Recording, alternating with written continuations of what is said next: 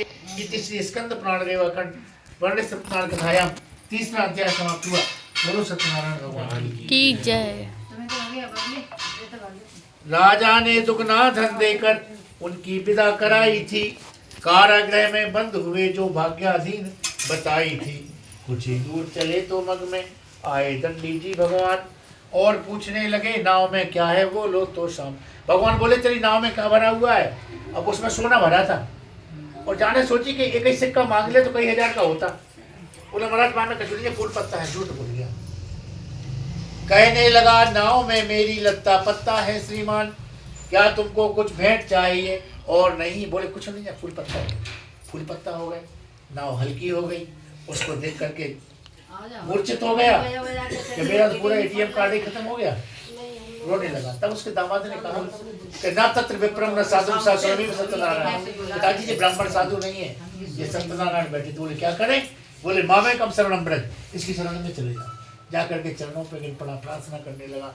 भगवान ने कहा तू मेरी पूजा विहीन हो भारी कष्ट उठाता है, किंतु कथा तू सत्य देव की कहकर नहीं कर। कथा क्यों नहीं कराता है? क्यों बोली थी? बोले महाराज बड़े बड़े देवता भूल जाते हैं, मैं मूर्ख मनुष्य हूँ, भूल गया। आप प्रसन्न होइए, मैं सामर्थ्य के अनुसार आपका पूजन करूंगा। रोने लगा। तो भगवान ने उसके धन को ज्यों की त्यों कर दिया। भगवान को काऊ से कछु नहीं चाहिए, जाए न चाहिए कहो कछु तुम सहज सने। किसी से कुछ नहीं चाहिए। राम को क्या चाहिए? सहज सने। सहज सने का अर्थ तुम्हें बता दें। जैसे कोई पीछे से मारे तो जे निकल पापा मर गए, हे राम बोल निकले। कई लोग कहते मम्मी बचाओ, अब मम्मी मर गई, मम्मी कहां से आ रही? हे राम निकलना चाहिए। गांधी को 3 गोली मारी, उस आदमी ने 3 बार हे राम कहा और किसी को नहीं बुलाया, इसलिए वो महान हो गया। मरने या मती देखा जाए शंकर जी। कथा सुन लो यार। जे वो है धर्म स्नेह उभय मति घेरी ओ भई गति साप छचूंदर केरी। छचूंदर है जी। चूहा तो एक भी नहीं लड़ता है, इससे लड़ते हैं चूहा। चूहे को मारती है। अच्छी होती जो नहीं, इसको लक्ष्मी स्वरूपा तो कहा। लक्ष्मी स्वरूपा है। लक्ष्मी है ये। हिमानी के घर में फिर घर में हमें भी छू गई, चिंता नहीं करो। कछु पैसा हमें भी दे। देखो सीधी सी बात है, अपन सत्यनारायण की पूजा कर रहे तो उनकी वाइफ लक्ष्मी सोच रही होगी कि भगवान कहाँ गए, तो देखने आती है कि इधर बैठे, इसलिए कथा कराई जाती है। तो मैं सीधी सी बात हमारे मन से निकल गई। ये भगवान का फोन नंबर है कथा, इतना मान लो बस। तो भगवान ने उसके धन को ज्यों की त्यों कर दिया। भगवान को बड़ा प्रसन्न हुआ। घर जाकर के उसने खबर भेजी। वे लोग इसी प्रकार से कथा सुन रहे थे, अपने पति के आने की सूचना सुनी तो माता लीलावती कहने लगी कलावती तुम जो है प्रसाद लेके आना, मैं पति के दर्शन करने जाती हूँ। उसने भी अपने, उसका पति भी वहीं था नाव पे, उसने भी प्रसाद नहीं लिया। प्रभु प्रसाद त्याग आने से उसका पति नौका के साथ नौका के संग डूब गया, यूं कलावती तब हुई अनाथ। भगवान की फिर प्रार्थना करने लगा। कलावती ने सती होने का निश्चय किया। आकाशवाणी हुई कि भाई तेरी कन्या मेरा प्रसाद त्याग कर अपने पति से मिलने चली आई है, इसलिए इसका पति डूब गया है। यदि यह घर जाकर के फिर से प्रसाद पाकर आएगी तो कन्या का पति अवश्य मिल जाएगा। कन्या आकाशवाणी सुनकर घर गई, भगवान का भोग लिया, लौट कर देखा उसका पति उसको मिल गया। इति श्री स्कंद पुराण रेवाखंड वर्ण सत्यनारायण कथायां चतुर्थ अध्याय समाप्त हुआ। बोलो सत्यनारायण भगवान की जय। सूत जी बोले कि 5वें अध्याय में एक तुंगध्वज नाम का राजा हुआ। वह राजा एक दिन जंगल में जाकर के अनेक पशुओं को मारकर एक बड़ वृक्ष के नीचे आकर के बैठ गया। वहां उसने देखा भक्त गोपालगण सत्यनारायण भगवान की कथा कर रहे थे। राजा अभिमान बस पूजा के समीप नहीं गया। वे लोग प्रसाद लेकर आए, उसका प्रसाद को ग्रहण नहीं किया। देखो होता क्या है, आदमी अपने लक्ष्य तक तो पहुंच जाता है और सबको पहुंचना है। कोई जल्दी पहुंच जाते, कोई देर में पहुंचते। जड़ भरत पूरे जीवन भर तपस्या की, उज्जैन में रहते थे, विक्रमादित्य के बड़े भाई थे। एक दिन एक शेर ने एक हिरण का पीछा किया और वह हिरणी सिपरा नदी में गिर गई। वहीं उनकी गुफा है जड़ भरत की। भरथरी लिखा है वहाँ पे। भरथरी उनके बड़े भैया थे, कालिदास जिनके दरबार में रहते थे।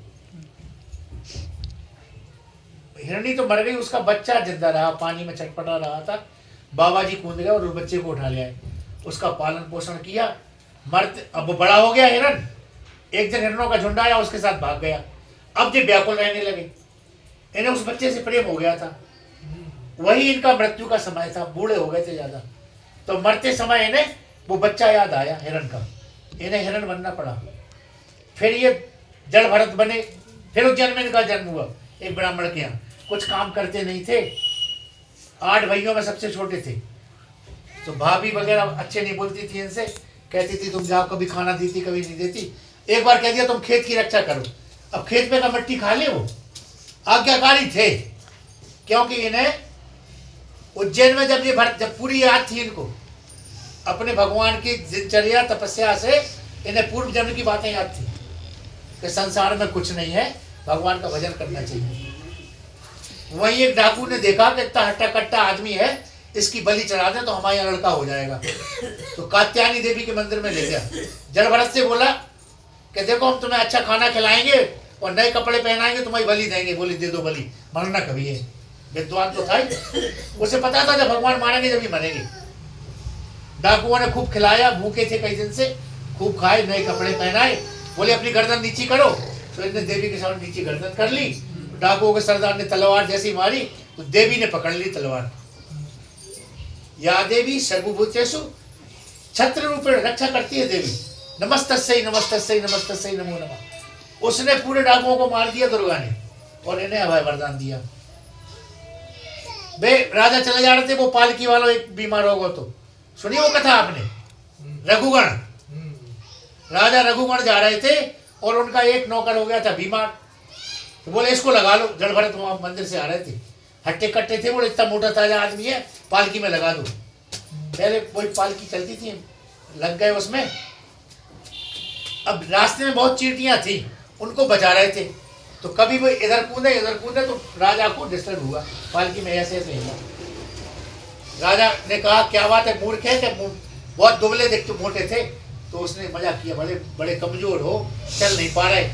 तो तब उसने कहा मार्गे बहु पिपील का, रास्ते में वो चींटियां उनको बचा रहा हूँ। अरे बोले ये नौकर नहीं हो सकता, ये संस्कृत बोल रहा है। राजा उतरा, बोला क्या आप उज्जैन के राजा के बड़े भाई हो क्या? उसने कहा हाँ। बोले हमने गलती की कि आपको हमने सेवक समझ करके। बोले कोई बात नहीं है, लोगों को लोगों की सेवा करनी चाहिए। ऐसे महान थे। 5 बार उनका नाम भरत ही पड़ा, और आखिरी में शकुंतला के पुत्र हुए भरत, उनके नाम पे भारतवर्ष में।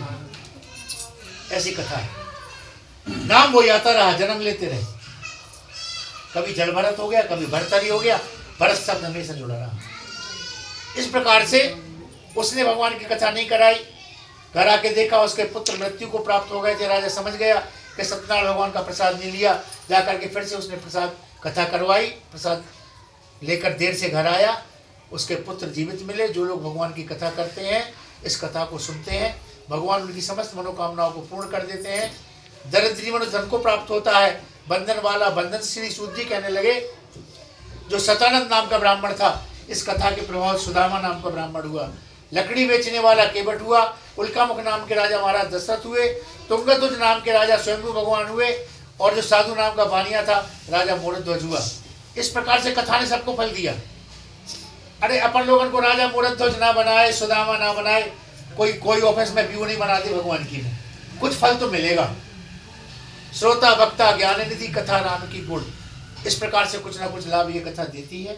इति श्री स्कंद पुराण रेवाखंड वर्ण सत्यनारायण कथाएं 5वां अध्याय समाप्त हुआ। बोलो सत्यनारायण भगवान की जय। अच्छा अब जो है हवन सामग्री तैयार कर दी, घी मिला दिया इसमें? घी नहीं मिला, घी और मिला, घी वही मिला। पत्ता डाल दो थाली में।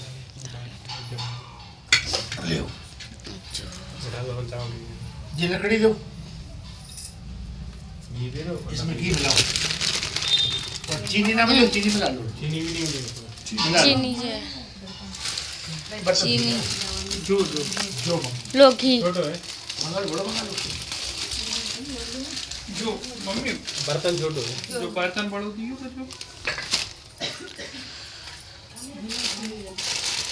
और दे लकड़ी लकड़ी तो बहुत है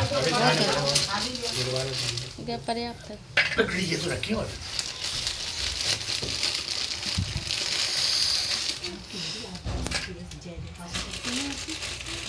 सूर्याय नमः स्वाहा स्वाहा चंद्राय नमः स्वाहा स्वाहा भौमाय नमः स्वाहा स्वाहा बुधाय नमः स्वाहा स्वाहा बृहस्पते नमः स्वाहा स्वाहा शुक्राय नमः स्वाहा शनिश्चराय नमः स्वाहा स्वाहा गायवे नमः स्वाहा केतवे नमः स्वाहा प्रथमं शैलपुत्री स्वाहा द्वितीयं ब्रह्मचारिणी स्वाहा तृतीयं चंद्रघंटेति स्वाहा कूष्मांडे चतुर्थकं स्वाहा पंचमं स्कंदमातेति स्वाहा षष्ठं कात्यायनी स्वाहा सप्तमं कालरात्रि स्वाहा महागौरी चाष्टमं स्वाहा नवमं सिद्धिदात्री स्वाहा उक्तान्येतानि नामानि ब्रह्मणे महात्मना स्वाहा विश्वे दुर्गमे च भयार्ता सलम गता स्वाहा ना पदम तस्पस्यामि शोक दुख भयं नहि स्वाहा एस्तु वक्ताम स्मर्तम नूनम तेषां प्रति प्रजायते स्वाहा ये त्वां सुमरन्ति देवीषि रक्षसे तान् संशया स्वाहा प्रेत संसाधु चामुंडा बाराही मैं शासना स्वाहा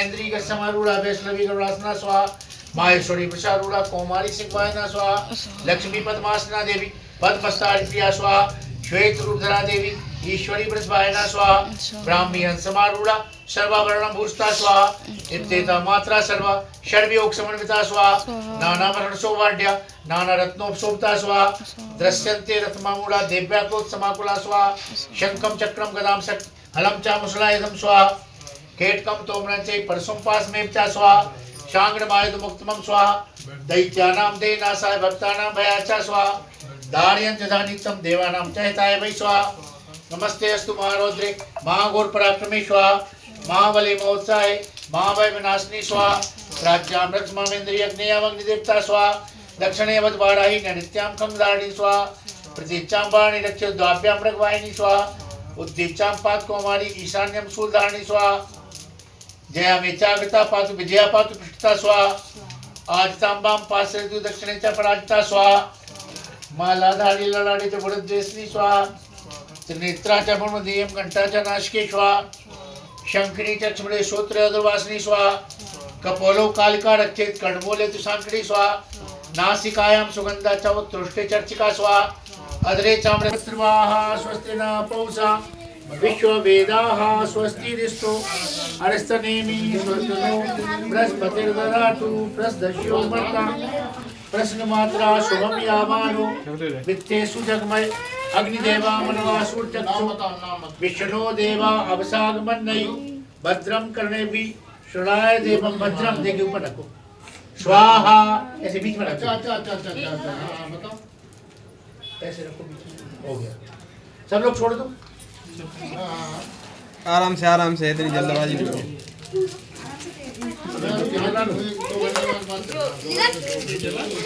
जलाओ अगरबत्ती स्वाहा स्वाहा अगरबत्ती जलाओ नीस हारे जय जगदीश हारे भक्त जनों के संकट दास जनों के संकट मैं दूर करे जय जगदीश हारे जो जावे फल पावे से मन का ओम जय जगदीश हारे पदे नीचे रख दो दीपक नीचे रखो एक फूल ले लो स्वामी नमः ठाकुर जी पे छोड़ दो एक चम्मच जल लो दिया के ऊपर घुमाओ जलेन शीतल करणम दिया के ऊपर ऐसे अब छोड़ दो बस खड़े हो जाओ त्वमेव माता च पिता रामचंद्र अतुलित बलधामं शरणशैलाभदेहम् कथा हो चुकी आरती भी हो चुकी हरि ओम विष्णु विष्णु परमात्मा ने शेषोत्तर हुए जम्बूद्वीप पे भारत खंडे गौरी कुमार का चित्र झांसी मंडले अहम अद्य दिवसे स्थापक बाग नामने स्थाने अद्य दिवसे मासोत्तमे मासे पौष मासस्य कृष्ण पक्षस्य दशमी एकादशी उपरांत द्वादशी नामने भौम वासरे